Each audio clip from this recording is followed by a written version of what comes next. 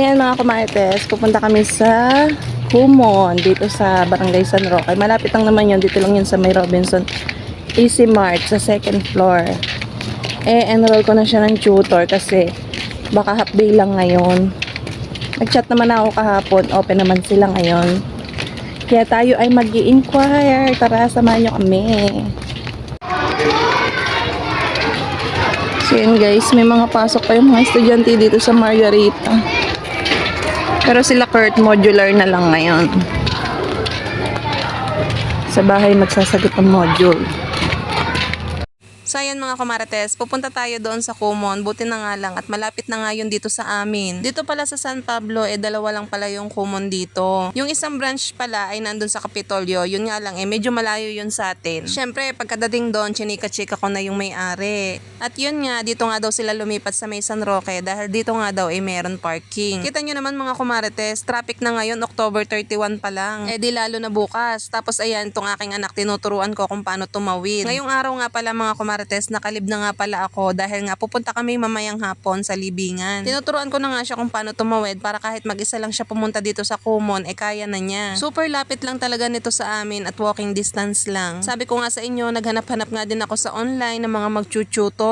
Halos lahat naman ganun din ang presyuhan talaga. Pero sabi nga nung aking hipag at bayaw, sa Kumon ko na nga lang daw i-enroll dahil nga mas advanced nga yung kanilang pagtuturo dito. At isa pa nga, step by step talaga yung ginagawa nilang tutorial. At pagpunta nga namin dito ay meron nga silang libreng assessment. Itetest nila yung bata kung hanggang saan yung kaya nila sa math. At syempre madami pa din silang in-explain. Hindi sila pwedeng mag-skip ng pag-tutor. Kailangan talaga step by step para kang bumalik sa grade 1. Kasi sabi nga nila dapat sa umpisa pa lang dapat alam mo na yung basic na math. Kasi kung sa basic pa lang nahihirapan ka na, paano pa dun sa mga mas mahihirap? Di lalo na talagang hindi mo maiintindihan. Located nga pala ito dito sa may Barangay San Roque. Katabi lang nito yung Robinson Easy Mart at naandito nga sila sa second floor. Nakalipat nga lang pala nila dito noong June kaya halos bago lang talaga sila dito at bago rin yung mga estudyante nila. At syempre nagdala na nga rin ako ng pambayad sa enrollment kasi bala ko na talaga siyang i-enroll ngayon para nga sa November mag-start na nga siya ng pag-tutor. At buti na lang mga kumarites, meron silang promo ngayon. Biruin nyo, yung one-time registration na 500 hindi mo na nga yun babayaran kung mag-e-enroll ka ngayon. O diba, nakatipid din nga ako. Kaya ang pinagbayaran ko lang ay 2,150. Ayun nga ay para sa isang buwan. Yung 2,150 ay para nga pala yun sa grade 7 and up. At yun nga, mas focus nga sila sa math dito mga kumarites. At kung mahina yung mga anak nyo sa math, i-enroll nyo na dito sa Kumon. At yun nga, sa pag-explain nga sa akin, tingin ko magiging worth it naman yung ating tuition fee dito. At yun nga, tsatsagain ko na nga siya dito hanggang sa makaabot nga siya ng senior high. Mag-uumpisa nga pala siya sa basic hanggang sa makaabot nga siya sa kanyang grade level kung ano yung pinag-aaralan nila ngayon. At pagkatapos ko nga siyang ma-enroll at ma-explain nga sa akin, namili na ako ng araw kung kailan siya papasok. At yun nga, may mga lesson din siya na sasagutan sa bahay. Alam nyo ba, nakakatuwa pa dahil yung may-ari nga nito ay kamukha nga nung ating hipag na si V. Sabi nga ni Kurt, kamukha nga daw ni Tita Crislin. At yun nga, pagkatapos nga naming mag-enroll, nagdiretso naman kami dito sa Robinson Easy Mart. Nagpapabili kasi si kuya ng spaghetti tsaka yung spaghetti sauce. At yun nga, dadalhin nga namin sa sementeryo mamaya. Grabe na yung traffic mga kumarites. Ay ano pa kaya bukas? Tuwing 31 talaga kami napunta sa libingan dahil sa sementeryo sobrang traffic na. Kaya bukas November 1 nasa bahay lang kami. Nagpabili nga din pala si Ate Jen ng fishball, squidball at saka kikiam. Yun nga lang, mas maganda talaga sa palengke bumili dahil maraming laman tapos mura pa. So yun, kumuha lang naman ako ng mga pabili lang. Wala naman akong ibang binili. Tapos ayun, umuwi na rin kami. Sa una, sasamahan ko yung aking anak dito pero sa susunod hindi na, kaya na niya daw mag-isa. Hanggang dito na lang mga kumarites. Thank you for watching. Bye!